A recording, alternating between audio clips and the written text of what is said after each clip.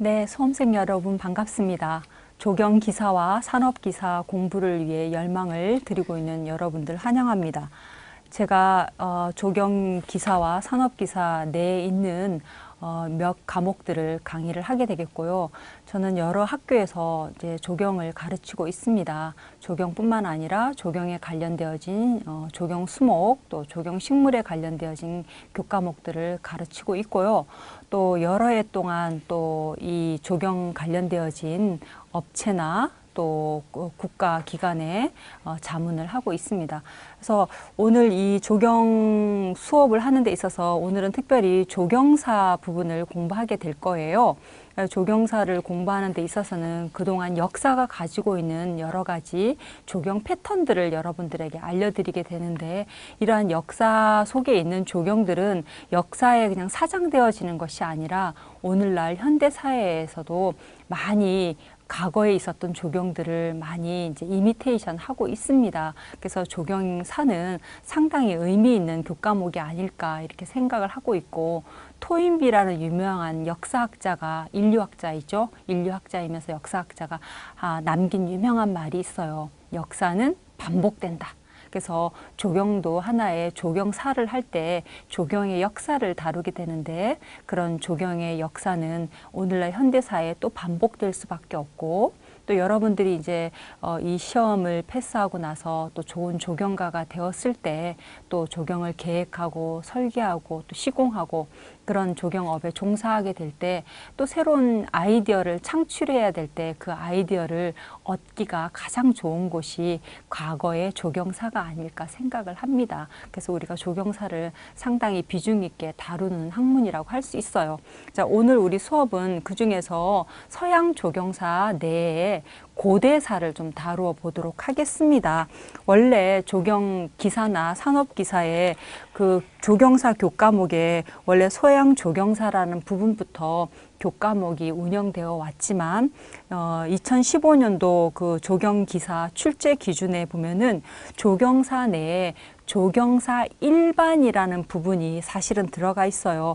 여러분들이 받으신 지금 교재로 쓰고 있는 책이나 시중에 나와 있는 모든 책들은 서양 조경사에서부터 조경사 과목이 시작이 되지만, 실제로 국가에서는 조경사의 일반적인 이론을 미리 베이스로 하고 조경사로 들어가기를 원하는 차원에서 조경사 일반이라는 부분을 이렇게 세부 항목으로 넣어놓고 있기 때문에, 제가 오늘 수업 들어가는 데 있어서 여러분이 가지고 있는 교재에 없다고 왜 교재에 없는 걸 해주냐는 얘기를 하시는 분들이 간혹 있다고 들었는데요. 여러분들의 좋은 성적을 위하여 잠깐 제가 얘기하고 가는 거니까, 혹시 교재에 없는 부분을 제가 잠깐 많이는 하지 않을 거예요. 가능한 교재를 따라가겠지만 거론할 때에는 빈 여백에다가 좀 이렇게 필기를 해 놓으시면 좋지 않을까 그렇게 생각을 합니다. 네, 제 뜻을 이해해 주셨으리라고 믿고 책에 없는 내용을 했다고 절대 컴플레인 하시지 않았으면 좋겠습니다.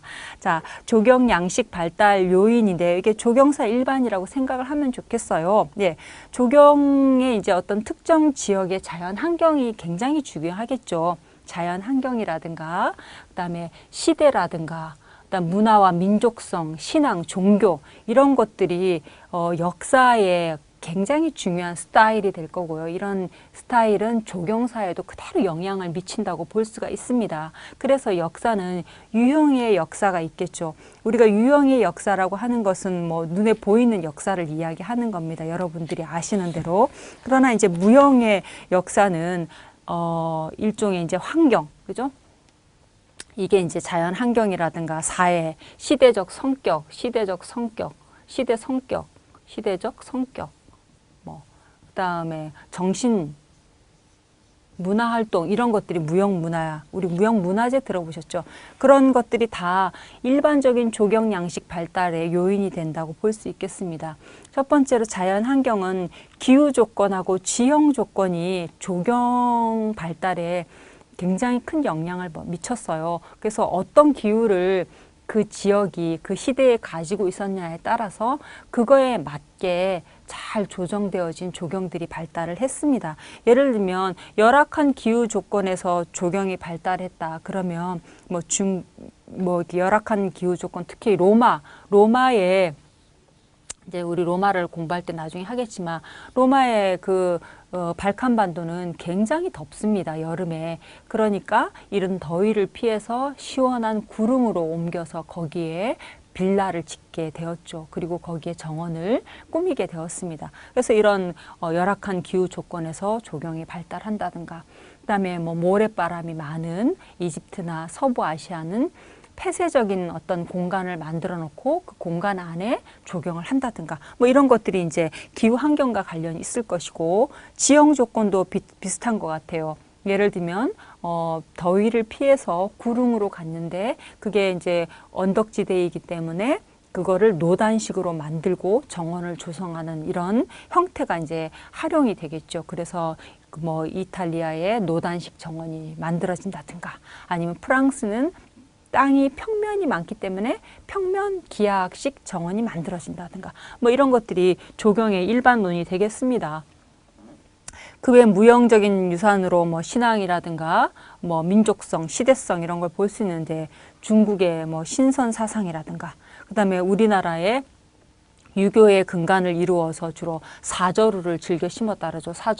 사저루라는 거는 사계절 피는 식물들 중에서 매난, 국죽, 우리가 이제 소위 말하는 연까지 합쳐서, 그다음에 소나무, 이러한 것들을 표현하는 식물이 되겠고, 이러한 것들을 많이 활용한 정원을 썼다 이런 얘기예요. 일본은 수미산과 오교로 이루어진 불교 사상이 주로였고, 우리나라의 612년도 노자공이 일본으로 건너가서 굉장히 영향을 많이 미쳤죠. 중세 로마의 뭐 수도 정원, 뭐 그 로마의 그 십자군 전쟁 이후에 또 그 중세 종교의 기독교죠, 소위 타락으로 인한 그 승려들이 다 수도원을 이제 만들고 그 안에서 경건하게 신앙생활하는 어떤 폐쇄적인 이런 수도원 정원이 발달했다든가, 뭐 이런 것들이 되겠습니다. 민족성이라는 거는 영국의 자연 경관을 인식하면서 생긴 풍경식 정원이라든가, 중국의 그 자연, 그 대륙의 기질, 이것도 자연을 직선, 곡선을 활용한 자연 풍경식이라든가, 일본의 약간 섬나라 또 기질이 있잖아요. 그래서 축경식, 그다음에 우리나라의 풍경식 정원은 좀 직선을 많이 활용을 했다, 뭐 이런 거죠.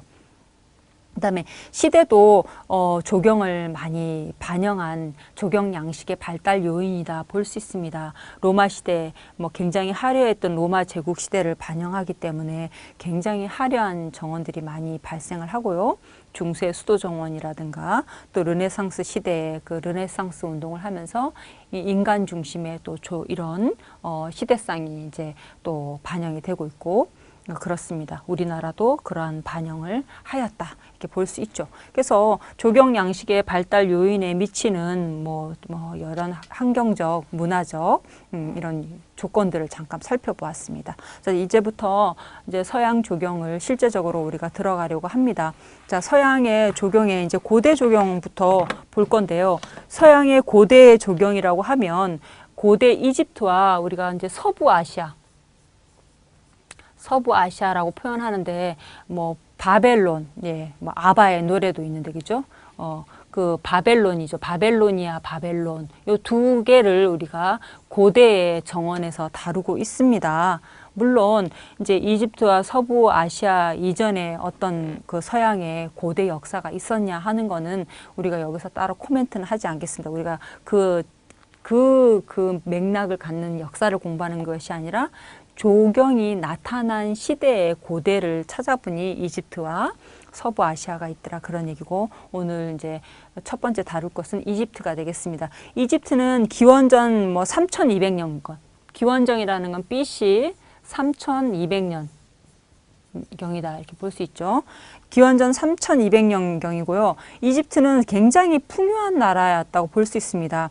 왜 그러냐면 여기 이제 이집트가 이렇게 지금 있는데 이집트라는 나라는 위에 이제 지중해가 있고 이쪽에 이제 홍해가 있잖아요. 그래서 그 국가의 두 면이 바다로 둘러싸여 있다 보니까 외세의 침입이 그렇게 많지가 않았습니다. 그래서 그런 이제 이집트가 가지고 있는 이제 외세 침입도 별로 없었고 또 이렇게 나일강이 지금 보면 이렇게 사실 여기 밑에 수단 아래 여기 이제 에티오피아라는 나라가 있고 그런데 이제 우리 에티오피아, 케냐 이쪽에 보면은 이제 여기 빅토리아 폭포 여기서부터 지금 나일강이 이렇게 발원을 해서 지중해로 지금 가는 거예요. 그러니까 이 나일강 여기 이 하류에 뭐 이렇게 뭐라 그러죠? 반달 모양의 곡창지대가 만들어지고 그러다 보니까 이집트는 굉장히 풍요한 나라라고 볼 수가 있습니다. 그래서 이집트의 이 여러 가지 조경 문화도 그렇고요. 여러 가지 이 남은 유적지 문화가 결국에는 현실에서도 굉장히 많은 조경을 추구했고 또 내세 그래서 분묘 건축이라고 얘기를 하는 건데 장제 신전이라든가 뭐 이런 것들. 그러니까 현세에서도 어떻게 보면 신전이 많이 만들어졌고 또 내세를 또 죽어서도 뭐 영원히 산다고 생각하는 내세를 위한 또 조경도 많고 그래서 그 풍요하기 때문에 내세와 현실을 모두 추구했다. 반면에 서부 아시아는요 그렇게 아주 부유한 나라는 아니었기 때문에 어느 한 시기는 굉장히 뭐 이렇게 뛰어났던 시기도 있었지만 그렇기 때문에 서부 아시아 같은 경우에는 이런 내세 문화가 별로 없습니다. 현세에서의 뭐 신앙이라든가 현세의 조경이 가장 발달했다고 볼 수 있죠. 자, 이집트의 위치는 아프리카 동북부에 위치해 있고요. 여기 이제 사하라 사막이 있고 여기 보면은 웨스턴 데절트, 이스턴 데절트 그래서 이렇게 사막이 많은 지역이에요. 그러니까 굉장히 무덥고 또 열대성 기후가 있고 먼지가 많고 그러겠죠. 건조하고 또 이러다 보니까 폐쇄적인 조경이 발달했다. 여기서 이제 이런 기후가 주는 폐쇄적 이런 게 이제 어떻게 보면 그 이집트 조경의 특징이 아닐까 그렇게 생각을 할 수가 있겠고요. 그다음에 친정 정치, 자연 현상을 숭배하고 태양신을 숭배하는 신정 정치. 신정 정치라는 거는 이집트의 왕이 파라오인데 태양신이다 이렇게 태양신이 라라는 이름을 썼는데 파라오를 라신으로 거의 동등시 여겼잖아요. 그래서 이집트의 파라오는 왕이면서 제사장 이 되는 거예요. 그래서 이제 신정 정치를 펼쳤다. 나는 왕이지만 나는 신이다. 이런 거였죠. 그리고 이제 종교는 다신교면서 태양신 또 이제 특이하게 내세를 많이 이야기하다 보니까 저승신인 오시리스. 이 저승신 오시리스 같은 경우에는 원래 이 사람 자체도 그 이집트의 파라오였습니다. 그런데 이제 동생에게 살해를 당했고 저승의 그 내세를 움직이는 뭐 부활신, 뭐 저승신 이렇게 이제 추앙되어졌습니다. 그래서 이제 오시리스를 이제 숭배하는 그런 사상이 있었다 이렇게 볼 수가 있겠죠. 그래서 어쨌든 이집트는 이렇게 환경이 굉장히 뭐랄까 농업과 목축이 발달할 만큼 아주 좋은 그런 뭐 이렇게 기후적으로 좋다기보다는 풍요할 수 있는 조건을 많이 가지고 있는 나라였다. 그렇게 볼 수 있고요. 건축과 이제 조경으로 보면은 건축은 분묘 건축과 신전 건축이 발달했다 이렇게 되어 있는데 분묘라는 건 마스타바 이렇게 뭐 우리가 암굴 분묘 뒷분에 나올 거예요. 하셉수트 여왕의 암굴 분묘라는 게 있어요. 분묘라는 거는 주로 이제 죽은 후에 죽어? 이렇게 생각하시면 돼요. 죽은 사람의 영원한 주거 이렇게 보시면 돼요. 그래서 해지는 서쪽에다가 분묘 건축은 이제 이집트를 기준으로 서쪽에다가 많이 이제 건설을 했고요. 그다음에 신전 건축은 해 뜨는 동쪽 태양신을 숭배하다 보니까 해 뜨는 동쪽에 신전 건축을 많이 만들었다고 되어 있습니다. 그 외에도 뭐 이제 뭐 스핑커스라든가 오벨리스크라든가 대부분 많은 것들이 있죠. 예. 서양 최초 조경 기술이 발달한 나라고 간수 시설을 통해서 원예가 굉장히 발달했다 이렇게 알려져 있는 그런 이제 이집트 조경이 되겠고요. 이집트 조경에서 이제 특별히 우리가 이제 조경 정원을 본다면 주택 정원을 볼 수가 있어요. 사실 이집트의 주택 정원이 현존하는 것은 없습니다. 이것도 이제 가끔 뭐 현존하는 게 있다 이렇게 보면 잘못된 설명이 되겠죠. 현존하는 건 없는데 이제 유적의 아메노피스 3세 신화가 있는데 그 신화의 분묘에 그러니까 분묘 이제 탭에 그 분묘에서 이제 어느 정도 그런 것들 추정할 수가 있고 메리레이 정원이라고 되어 있는데 이런 거에서 이제 추정을 하고 있습니다. 특징은 굉장히 방형의 높은 담이 있었다. 그리고 T자형의 침상지가 있었다 이렇게 되어 있고요. 이 침상지는 수목을 열식을 해서 이렇게 폐쇄시켜 놓은 그런 특징을 가지고 있고 그 다음에 키오스크라든가 정원 입구에 탑문이 설치되어져 있는 게 주 특징이고 중요한 것은 이집트 정원은 이게 중요합니다. 주축선의 좌우 대칭인 정형식이다. 정형식 정원이라는 게 굉장히 중요한 의미가 있겠습니다.